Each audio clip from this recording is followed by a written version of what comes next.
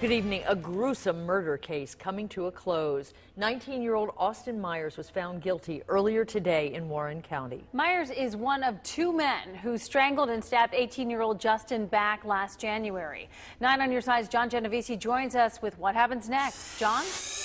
Yeah, it took a matter of hours for the jury to reach a guilty verdict in the case, and next week they'll decide whether or not Austin Myers will receive the death penalty.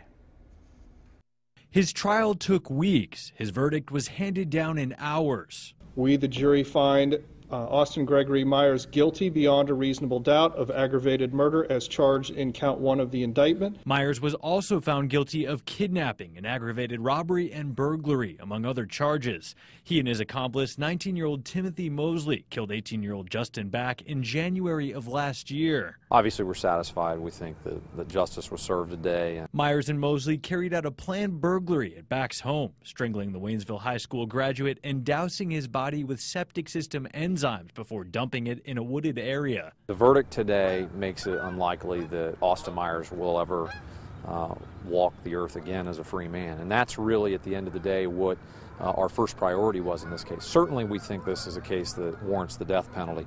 Back's mother, Sandy Cates, shed tears during the final moments of the trial. The decision of death for her son's killer now in the hands of the jury. They'll make their decision at some point next week, and whatever they decide, both myself and Justin's family will be fine with. Mosley accepted a plea deal and is yet to be formally sentenced. Tonight, justice for a grieving family that could have gone either way. Collective relief. I think that the idea, whenever you have a person plead not guilty to a case like this, these type of charges, whenever you take a case to a jury, there's no certain outcome.